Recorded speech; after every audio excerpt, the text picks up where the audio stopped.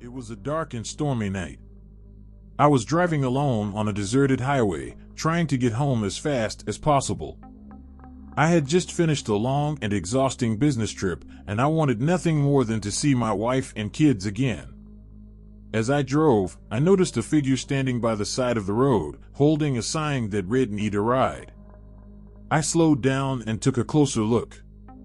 It was a young man, wearing a leather jacket and jeans, with a backpack slung over his shoulder. He looked harmless enough, and I felt sorry for him. I decided to stop and offer him a lift. "Hey, where are you headed?" I asked, rolling down my window. "Anywhere but here, man." "Thanks for stopping," the hitchhiker said, smiling. "No problem. Hop in," I said, unlocking the door. The hitchhiker got in the car and put his backpack on the floor. He buckled his seatbelt and thanked me again. "So, what's your name?" I asked, trying to make conversation. "Jake." "And you?" "Sam." "Nice to meet you, Jake." "Likewise." I drove on, feeling good about my act of kindness.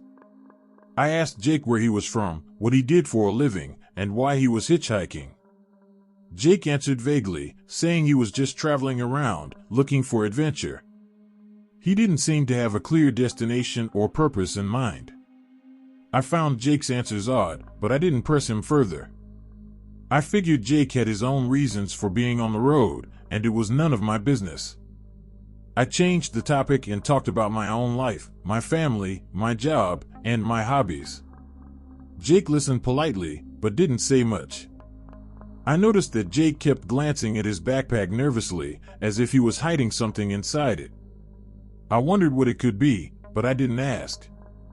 I respected Jake's privacy, and hoped Jake would do the same for me. We drove for about an hour, until we reached a gas station. I pulled over and said I needed to fill up the tank and use the restroom. I asked Jake if he wanted anything from the store. "No, thanks. I'm good," Jake said. "Okay. I'll be right back," I said. I got out of the car and locked it behind me. I walked to the gas pump and inserted my credit card. As I waited for the authorization, I looked at the store window and saw Jake inside. He was talking to the cashier, pointing at something behind the counter.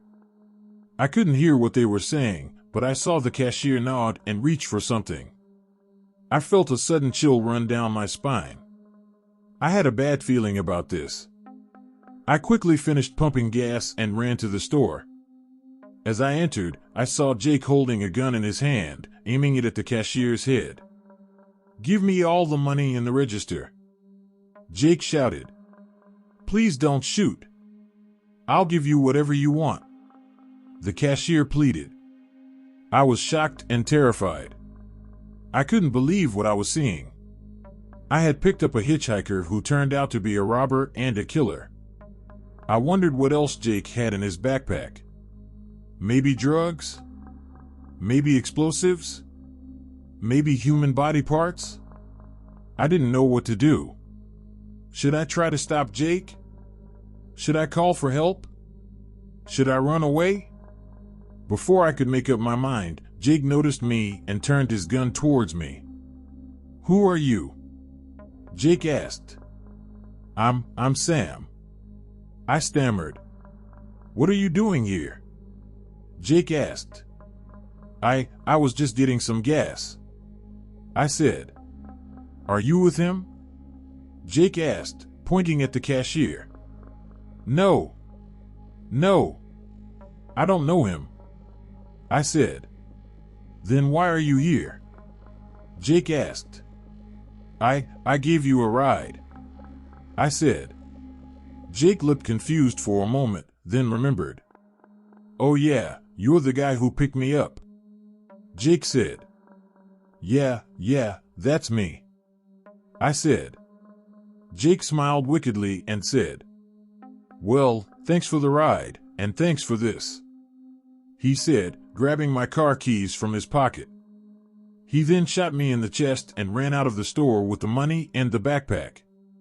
He got into my car and drove away, leaving me bleeding on the floor. I felt a sharp pain in my chest and fell to the ground. I couldn't breathe or move. I saw blood pooling around me. I heard sirens in the distance. I knew I was dying. I thought of my wife and kids. I wished I could see them one last time. I wished I had never stopped for Jake. I wished I had never picked up the hitchhiker. I closed my eyes and I've always enjoyed the solitude of night driving. The quiet roads, the cool air, and the sense of freedom always seemed to calm my restless mind. But one night, that sense of peace was shattered by an experience that still haunts me to this day. It was around midnight when I decided to take a detour through the old forest road. It was a shortcut I'd taken many times before, but tonight, it felt different. The moon was hidden behind thick clouds, and the darkness seemed to swallow my car's headlights. As I drove deeper into the forest, an uneasy feeling crept over me. The radio, which had been playing soft music, suddenly filled with static. I reached to adjust it when a voice whispered through the speakers, "Leave this place." I shook my head, convinced I was imagining things. Then, out of nowhere, a figure appeared in my headlights. I slammed on the brakes, heart pounding as the car skidded to a halt. Before me stood a woman in a tattered white dress, her eyes hollow and her skin pale as death. She stared at me with an expression of sorrow and warning. I couldn't move, couldn't breathe. She raised a hand, pointing further down the road before vanishing into thin air. My instincts screamed at me to turn around and leave, but curiosity and fear propelled me forward. As I continued driving, the temperature dropped sharply. My breath fogged up the windshield, and frost crept over the windows. Then came the sounds, whispers all around me, growing louder with each passing second. I wanted to escape, to wake from this nightmare, but something compelled me to keep going until I reached a clearing. There, in the center of an ancient stone circle, burned a fire that cast no warmth. Around it danced shadows, figures twisted and contorted in agony. I realized then that I had stumbled upon a gathering of lost souls, trapped between worlds. Their pain-filled eyes turned to me as one by one they approached my car. I could feel their cold fingers brushing against my skin through the cracks in the windows. In a panic, I threw the car into reverse and sped away from that cursed place. The whispers turned to screams that followed me until I emerged from the forest's grip. I never took that road again and avoided driving at night whenever possible. But sometimes, when the world is quiet and dark, I can still hear their whispers on the wind, reminding me of the night I drove. It was a dark and stormy night. I was driving on my way back from work, feeling tired and bored. The road was empty, and the only sound I could hear was the rain hitting the windshield. I turned on the radio to keep myself awake, but there was nothing interesting on. Just some news about the latest political scandal and a traffic report that warned me of a road closure ahead. I decided to take a shortcut through a small town that I had never been to before. I thought it would save me some time and maybe I could find a place to grab a bite. I followed the signs that pointed me to the town center, but as I got closer, I noticed something strange. The town looked deserted. There were no lights on in any of the houses or shops. There were no cars parked on the streets or people walking on the sidewalks. It was like a ghost town. I felt a chill run down my spine, but I shrugged it off as a result of the cold weather. I told myself that maybe everyone was asleep or had left for some reason. Maybe there was a power outage or a gas leak or something. I kept driving, hoping to find an open gas station or a motel or anything that would indicate some sign of life. But there was nothing. The town was silent and empty. I started to feel uneasy and wondered if I should turn back and take another route. But then I saw it. A neon sign that flashed motel in red letters. It was the only thing that seemed to be working in the whole town. It looked old and run down, but it was better than nothing. I decided to check it out and see if they had any rooms available. I parked my car in front of the motel and got out. The rain was pouring down harder than ever, making me wet and cold. I grabbed my coat and ran to the reception area, hoping to find someone who could help me. But when I got there, I found no one. The reception desk was empty and dusty, as if no one had used it in years. There was a bell on the counter, but when I rang it, nothing happened. I looked around and saw a sign that said, "Please take a key and register in the morning." There was a rack of keys hanging on the wall, each with a number on it. They looked rusty and dirty, like they hadn't been touched in ages. I picked one at random and hoped that it would work. I walked out of the reception area and headed to the room that matched the number on the key. It was at the end of a long corridor that smelled of mold and decay. The walls were peeling and stained, and the carpet was torn and filthy. The doors were all closed and locked, except for mine. I opened the door and entered the room. It was dark and damp, with only a dim light bulb hanging from the ceiling. The furniture was old and broken, and the bed was covered with a stained sheet that looked like it had never been washed. There was a TV on a stand, but it was unplugged and cracked. There was a window on the opposite wall, but it was boarded up with wooden planks. I felt a wave of disgust and fear wash over me. This place was horrible. It looked like something out of a horror movie. I wanted to get out of there as fast as possible, but I had nowhere else to go. It was too late and too dangerous to drive in this weather. I had no choice but to stay here for the night. I locked the door behind me and threw my coat on a chair. I didn't bother to unpack my bag or take off my clothes. I just lay down on the bed, trying not to think about what might be lurking in this place. I closed my eyes and tried to sleep, but sleep wouldn't come.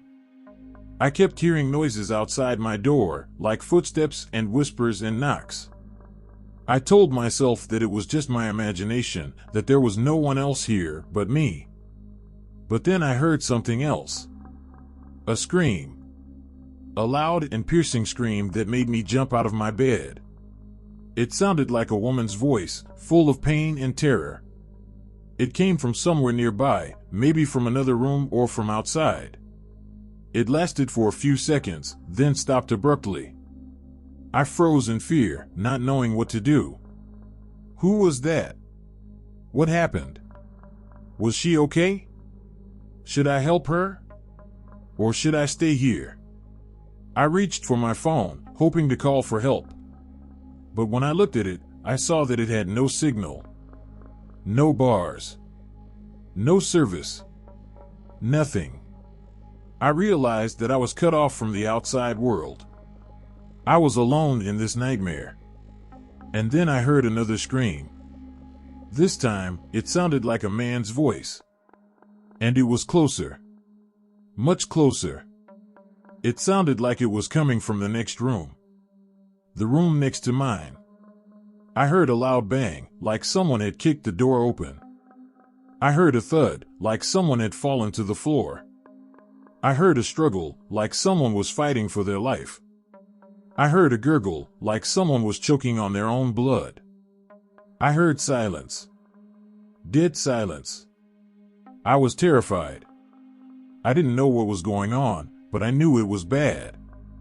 Very bad. I knew I had to get out of here. Now.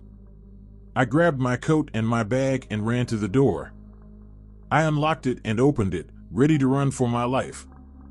But when I did, I saw something that made me wish I had stayed in my room. Something that made me scream louder than anyone else. Something that made me realize that this was the end. The end of me. The end of everything. I saw him. The killer. He was standing in front of me, blocking my way out. He was tall and muscular, wearing a black hooded cloak that covered his face. He was holding a large knife in his hand, dripping with blood. He was